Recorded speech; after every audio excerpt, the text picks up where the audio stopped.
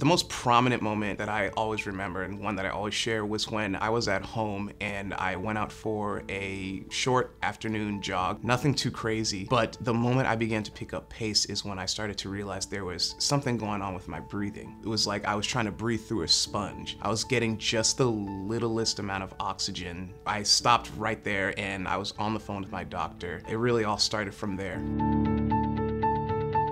When I arrived to Hartford Hospital, I was told that I needed a heart transplant, and this was right after I was admitted. And hearing those words, for some, you would expect it to floor you. That would be the shock of your life that you need a transplant. But after being so sick for so long, hearing the words heart transplant, to me, I just heard a solution.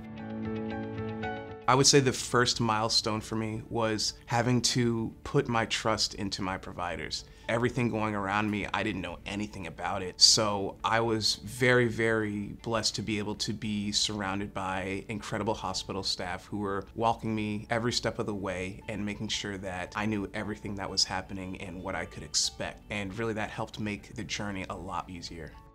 Undergoing a heart transplant is a big deal for you and your family. We're fortunate at Hartford Hospital have a long history of success with outstanding outcomes, and we continue to grow and maintain our quality. Our team really works tirelessly on behalf of you, and they partner well with you and your family, and I think that's critical to our overall success of our program.